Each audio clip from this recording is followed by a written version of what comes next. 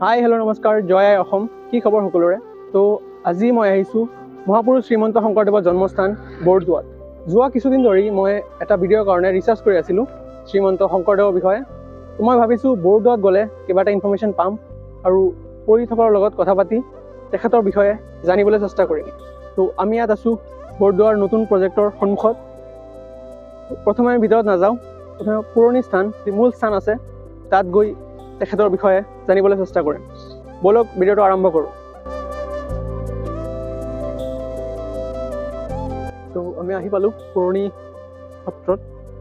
ৰাতিপুৱা ঘৰৰ পৰা ওলাওঁতে একো খাই অহা নাছিলোঁ তো পুৰণি সত্ৰৰ সন্মুখত এটা হোটেল আছে গংগা হোটেল ইয়াত কিবা খাই লওঁ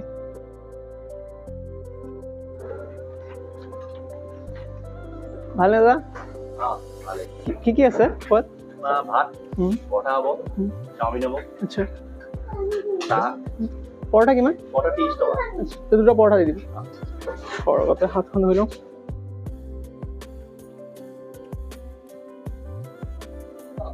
আমলেট আৰু দুটা বনাবা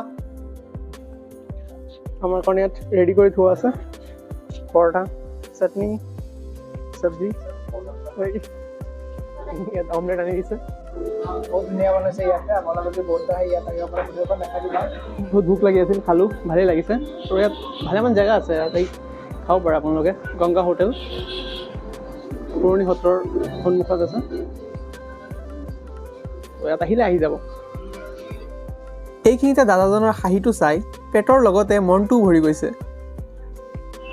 পুৰণি সত্ৰখনত আহি পালোঁ অলপ ভিতৰত যাওঁ আৰু কোনোবা লগ পালে কথা পাতিবলৈ চেষ্টা কৰিম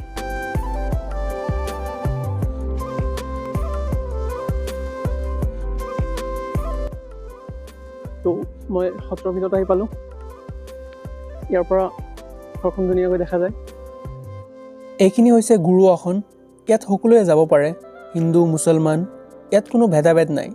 অকল আপোনাৰ মনত শ্ৰদ্ধা আৰু ভক্তি থাকিব লাগিব ভিতৰত যাব বিচাৰিছিলোঁ বাট ইয়াত লং পেণ্ট পিন্ধি এণ্ট্ৰি এলাউ নাই ভিতৰত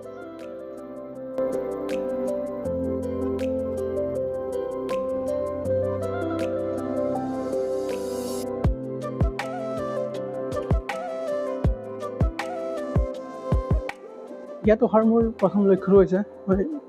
পঢ়ি থকাৰ লগত কথা পাতিব বিচাৰোঁ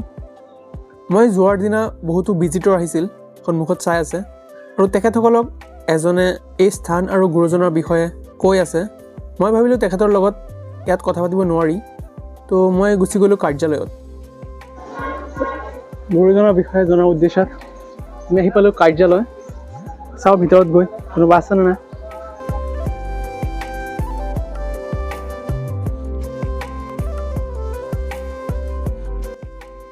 ইয়াত আমি বহুত সময় তেখেতৰ লগত কথা পাতিলোঁ 1 ঘণ্টাৰো অধিক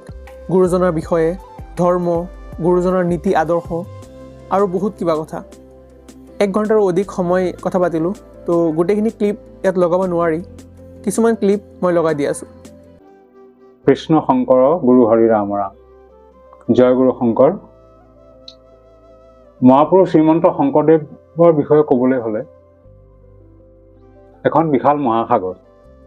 গতিকে য'ত আমি কৈ কেতিয়াও শেষ কৰিব নোৱাৰোঁ মহাপুৰুষ গুৰুজনৰ লগত চকুৰি 6জন ব্যক্তি আছিল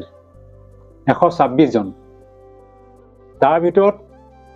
সেই সময়ত অসমৰ সৰু বৰ জাতি জনগোষ্ঠীসমূহ তাত সোমাই আছে ধৰি লওক নগা নৰোত্তম গাৰো গোবিন্দ কৈৱৰ্তৰ পুৰ্ণানন্দ বনিয়াৰ হৰিদাস মুছলমানৰ চান্দাখা গতিকে এইসকল ব্যক্তি আছিল কলিতা বকুণ্ঠ হাতৈ আৰু মহাপুৰুষ গুৰুজনৰ লগত প্ৰায় 59 জন ব্ৰাহ্মণ পণ্ডিত আছিল 59 জন ব্ৰাহ্মণ পণ্ডিত আছিল তেওঁ মহাপুৰুষ শংকৰদেৱ কেতিয়াও ব্ৰাহ্মণ্যবাদ বিৰোধী নাছিল কিন্তু ব্ৰাহ্মণ্যবাদৰ যি কুসংস্কাৰ তাৰহে বিৰোধিতা কৰিছিল আৰু কোনো জাতি জনগোষ্ঠীক মহাপুৰুষ গুৰুজনাই ভেদ ভাৱেৰে ভবা নাছিল অৰ্থাৎ প্ৰভু ভগৱন্তক চিন্তা কৰিবৰ কাৰণে কোনো ধৰণৰ জাতিৰ প্ৰয়োজন নাই আমি এটাই জাতি সেইটোৱে হৈছে বৃহৎ অসমীয়া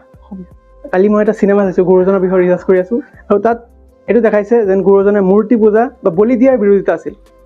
বিৰোধ কৰিছিল হয় সৰুৰে পৰাই। নাই এই সেইটো হয় নেকি? কথাটো চাওক, এইটো একেবাৰে সত্য যে মহাপুৰুষ গুৰুজনে কেতিয়াও বলি বিধান বিচৰা নাছিল। অৰ্থাৎ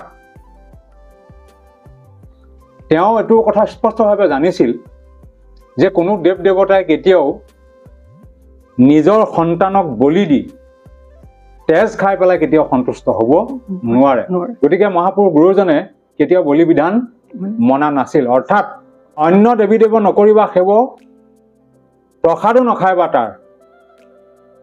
গৃহো নপকিবা, মূৰ্তিকো নচাইবা, ভক্তি হ'ব বেবিচাৰ। আৰু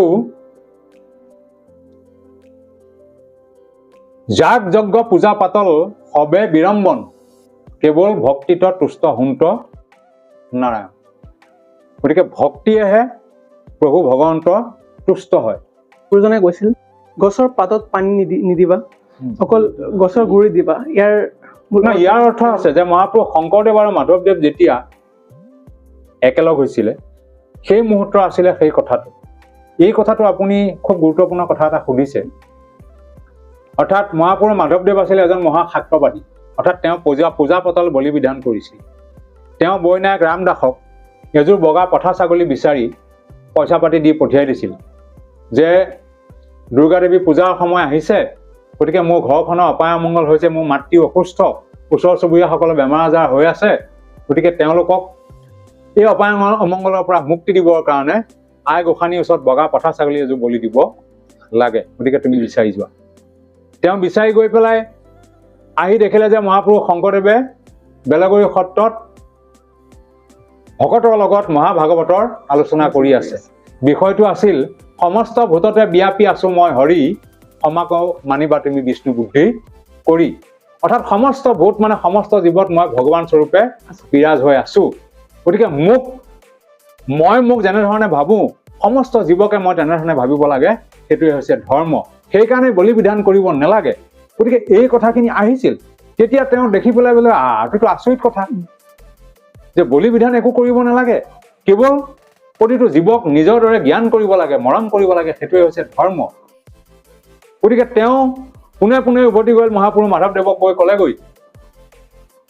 তেওঁৰ কাৰণে মহাপুৰুষ মাধৱদেৱ ৰৈ আছে ভাত খাবলৈ। গতিকে মহাপুৰুষ মাধৱদেৱে মনোৰমা মাতৃয়ে তেওঁক চাউল প্ৰসাদ বাঢ়ি দিলে। দুয়োজনে একেলগে ভাত খাই থকা অৱস্থাত, চাউল প্ৰসাদ লৈ থকা অৱস্থাত সুধিলে যে বৈনাই ছাগলী বিচাৰি পালানে? বোলে নেপালো। বোলে কিয়? এইবিলাক কিছুমান সেই সময়ৰ কথাবিলাক কিছুমান কৌদত হয়। বোলে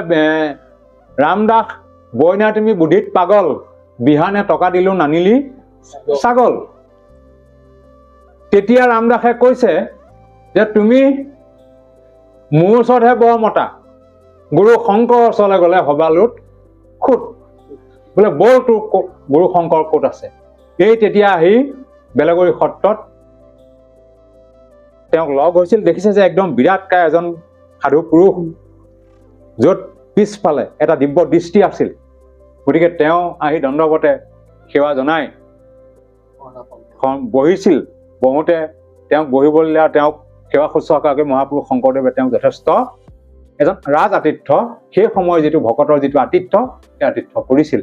আৰু সেই সময়ত তেখেতসকলৰ মাজত তৰ্কযুদ্ধ চলিছিল। মহাপুৰুষ মাধৱদেৱ আছিলে আগমবাদী, অৰ্থাৎ বলি বিধান কৰা, আৰু মহাপুৰুষ শংকৰদেৱ আছিল বলি বিধান নকৰা নিগমবাদী। গতিকে আগম আৰু নিগমৰ মাজত যিখন মহাযুদ্ধ, তৰ্কযুদ্ধ, সেই তৰ্কযুদ্ধত এটা অতি অকাট্য যুক্তি আছিল। সেই যুক্তিটো আছিল মহাপুৰুষ শংকৰদেৱে মাধৱদেৱক কৈছিল যে হংস ছাগ কাটি যিজনে ৰুধিৰ কৰ্ম কৰে, সি যেন স্বৰ্গে যায় নৰকত নপৰে। আকৌ লগে লগে কৈছিল হেৰা মাধৱ, তুমি গছৰ গুৰিত পানী দিয়া নে পাতত পানী দিয়া? তেতিয়া মহাপুৰুষ মাধৱদেৱে বুজি পাইছিল যে জেগাতেই ধৰিলে যে হে প্ৰভু, গছৰ গুৰিত পানী দিলে ডাল পাত ফল ফুল সকলোৱে পায়। সেইকাৰণে মহাপুৰুষ শংকৰদেৱে মাধৱদেৱক ক'লে যে যদি সেইটোৱে সত্য হয়, গতিকে যিজনক সকলোৱে মানে, যিজন দেৱৰো দেৱ, যিজন ঈশ্বৰৰো ঈশ্বৰ পৰমেশ্বৰ, যিজন সকলোৰে শ্ৰেষ্ঠ, যাক সকলোৰে মান্যতা প্ৰদান কৰে, যি সমস্ত দেৱ দেৱতাৰ মূল আধাৰ, যি জীৱ জগতৰ অধিপতি, যি সমস্ত বিশ্বব্ৰহ্মাণ্ডৰ তাৰক হাৰক পালক, পাপ মোচন কৰোঁতা স্থিতি অন্তকাৰী দেৱ গতিকে সেইজনকে যদি তুমি মানিব বিচাৰিছা গতিকে গুৰিত পানী দিয়া ডাল পাত ফল ফুল সকলোৱেই পাব সেইকাৰণে অন্য দেৱী দেৱ নকৰিবা সেৱ প্ৰসাদো নখাই বা তাৰ মূৰ্তিকো নচাই বা গৃহ নপঢ়িবা ভক্তি ভাৱ বেবিচাৰ চানকাই দৰ্জী এজন আছিল গুৰুজনৰ লগত তেখেতৰ লগত তাৰ বিষয়ে না আচলতে চানখা এজন মুছলমান ব্যক্তি আছিল ধৰ্মীয় ইছলাম কিন্তু তেওঁ যদিও ধৰ্মীয় ইছলাম আছিল তেওঁ এজন মহাপুৰুষ শংকৰদেৱৰ ভক্ত আছিল অৰ্থাৎ তেওঁ কিন্তু এক ঈশ্বৰবাদ এক ঈশ্বৰৰ যে কোনো জাত নাথাকে কোনো ধৰ্ম নাথাকে সেইটো চানখাই বুজি পাইছিল মহাপুৰুষ শংকৰদেৱ এদিন শয়ন কৰি থাকোঁতে চানখা হঠাতে সোমাই আহি সেৱা কৰিবলৈ আহোঁতে তেওঁ দেখিলে যে মহাপুৰুষ শংকৰদেৱে চাৰিখন হাত লৈ চতুৰ্ভুজ ৰূপত বহি আছে আৰু তেওঁ পোনে পোনে সেৱা কৰি উভতি গুচি গৈছিল তেওঁ গম নোপোৱাকৈ আৰু যেতিয়া মহাপুৰুষ শংকৰদেৱৰ চোলাটো ফটা আছিল গতিকে তেতিয়া চানখা এজন বিটিত দৰ্জী আছিলে তেওঁ এটা বনিয়ন চিলাই আনিছিলে চাৰিখন হাত থকা তেতিয়া লগৰ ভকতসকলে চাৰিখন বনিয়নযুক্ত হাত থকা গেঞ্জিটো চিলাই অনা দেখি তেওঁ হাঁহিছিল আৰু মহাপুৰুষ শংকৰদেৱে কৈছিল যে চানখাই একো ভুল কৰা নাই হয়তো কোনোবাই দুখন দেখিছে হয়তো কোনোবাই চাৰিখন দেখিছে আজিৰ দিনত আপুনি ভাবে নাই যে আমাৰ যি নৱপ্ৰজন্ম আছে সিহঁতে ধৰ্মৰ পৰা আঁতৰি গৈ আছে নাই এইটোতো হয় এইটো কিয় হৈছে বিশ্বায়নৰ যুগৰ লগে লগে আজিকালি মানুহবোৰ এটা বেলেগ দিশলৈ গতি কৰিছে এতিয়া সন্ধ্যা হ'লে মুছলমানসকলে আজান দিয়ে আৰু আমাৰ পবিত্ৰ নামঘৰে সোমাই গুৰু ঘৰত চাকি জ্বলায় আৰু ভগৱন্তৰ প্ৰাৰ্থনা কৰে ঘোষা গায় প্ৰাৰ্থনা কৰে যিসকল পৰমাৰ্থিক তত্ত্বৰ ভকত তেওঁসকলে চাৰি পোষণ কৰে গতিকে সন্ধ্যা যেতিয়া টিভিটোত কেৱল অশ্লীল কিছুমান দৃশ্যৰে টিভিটোত যেতিয়া প্ৰকাশ হৈ থাকিব গতিকে যুৱ প্ৰজন্ম বয়স হোৱাৰ লগে লগে এডুলেশ্যন পিৰিয়ডত যুৱ প্ৰজন্মবিলাক সেইফালে বেছি ধাবিত হয় গতিকে ঘৰৰ মাক দেউতাকবিলাকে সন্ধ্যা সময়টোত আজানৰ সময় হওক আজি প্ৰাৰ্থনাৰ সময় হওক এই টিভিটো বন্ধ কৰি ঘৰৰ সকলোকে গৈ কোনোবা যাৰ নামাজৰ সময় হ'লে নিজৰ হেৰিয়ত গৈ নামাজ কৰিলে আৰু তেওঁলোকে গৈ নামাজ কৰিলে আৰু কোনোবাই গৈ পেলাই প্ৰাৰ্থনা গৃহত যাৰ নামঘৰ আছে তেওঁলোকে গৈ প্ৰাৰ্থনা কৰিলে গতিকে সেই সময়ত ঈশ্বৰ উপাসনা কৰিব লাগে ভগৱন্তক উপাসনা কৰা ঘৰবিলাকত কেতিয়াও কোনো উঠি অহা প্ৰজন্ম বিনষ্ট হ'ব নোৱাৰে আজিৰ দিনত ধৰ্মৰ নামত মানুহক বিভাজন কৰিছে কিন্তু গুৰুজনে এনেকুৱা কৈছিল ধৰ্ম বিভাজনৰ কাৰণে ব্যৱহাৰ নকৰিবা একত্ৰিত কৰাৰ কাৰণে ব্যৱহাৰ কৰিবা নাই কথা এটা আছে এই কথাটো হ'ল এনেকুৱা ইয়াত মই কিছুমান কথা অকমান ক'বলৈ অসুবিধা হয় ধৰ্মই মানুহ বিভাজন কৰিবলৈ দিয়া নাই সত্য ৰাজনীতি কোনোবাই ক'ৰবাত কিবা কথা কৈছে সেইটো আমাৰ কথা নহয় আৰু মই মানে কিন্তু আমি যিবিলাক মানুহে ধৰ্মক ভাল পাওঁ ঈশ্বৰক ভাল পাওঁ ধৰ্ম মানে কি religions binds man to God and man to man religion is not kept by the brain but by the heart এজনকে মানুহ গোট খাই এখন সমাজ সৃষ্টি কৰাটোৱে হৈছে ধৰ্ম আৰু সেই সমাজখন ভাঙি থান বান কৰাটোৱে হৈছে অধৰ্ম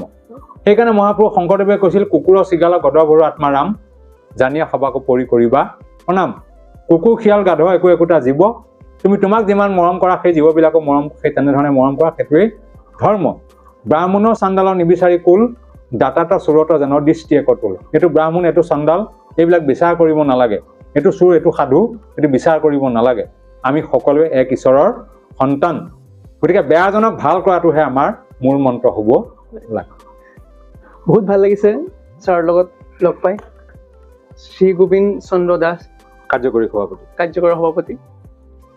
থেংক ইউ ধন্যবাদ দাদা তো এতিয়া ছাৰৰ লগত কথা পাতিলোঁ বহুত ভাল লাগিছে আমি বহি আছোঁ কিবা জলপানৰ ব্যৱস্থা কৰিছে বোলে আৰু বহুত কিবা জানিব পাৰিছোঁ মোৰ কিছুমান কুৱেশ্যন আছিল ছাৰক সুধিলোঁ তেখেতেও বহুত ভালকৈ উত্তৰ দিছে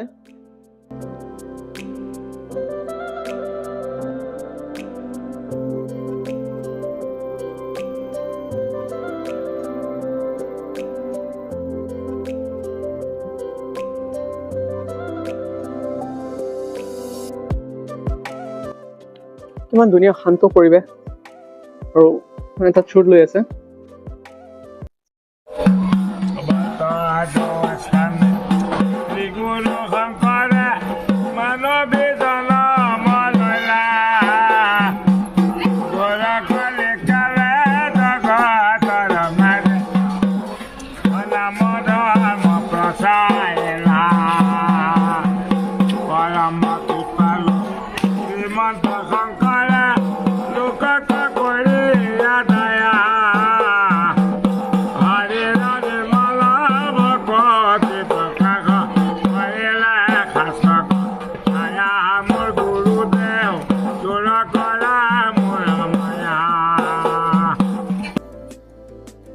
ফটোগ্ৰাফি কৰি আছে বোলে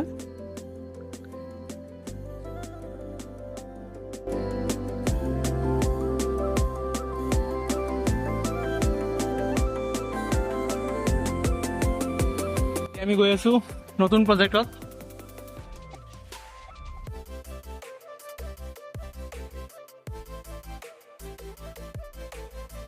এতিয়া আমি আহি পালো বৰদোৱাৰ নতুন প্ৰজেক্টত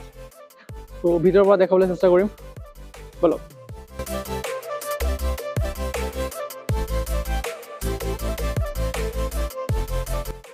আমি আহি পালো ভিতৰত ইমান ৰ'দ এইটো হৈছে বৰদোৱাৰ নতুন প্ৰজেক্টৰ ভিতৰৰ দৃশ্য বহুত ধুনীয়াকৈ বনাইছে বহুত আনন্দ লাগে চালে সকলোৰে বাবে মুকলি কৰি দিছে বহুতে হয়তো আহিছে আৰু যিসকলে অহা নাই এবাৰ আহক আহি চাই যাওক কিছুমান ক্লিপ লৈছোঁ মই এইখিনি আপোনাক দেখাবলৈ চেষ্টা কৰিম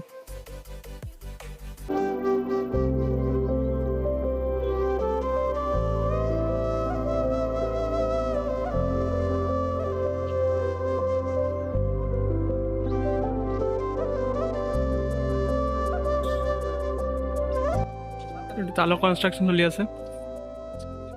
ইয়াত পাৰ্কো এটা আছে সৰু ল'ৰা ছোৱালী খেলিবৰ কাৰণে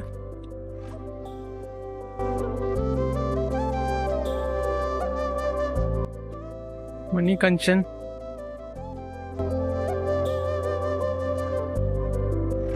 চ' গাইজ ভিডিঅ' বনোৱা কমপ্লিট হ'ল এতিয়া ঘৰত গুচি গৈ আছোঁ আগৰ ভিডিঅ'টো ভাল লাগিছে লগ পাম আৰু নতুন ভিডিঅ'ত জয় আই অসম এতিয়া ভাৰতেশ্বৰে পালোঁ কথা পাতে নেকি মাত্ৰ নাই দিয়া ক'ত গাড়ী হাতত ল'ব পাৰি মাত্ৰ ল'ব পাৰিম এইটো পিছল কাৰণে সি ৰোৱা নাই আচ্ছা আচ্ছা কিমান কিউট হয় এইটো নাম কি মিঠু মিঠু মিঠু মিঠু আহা ইয়াত আহিলে দেখ এই কিমান কিউট হয় এইটো দাদাই লৈ আহিছে থেংক ইউ ৱেলকাম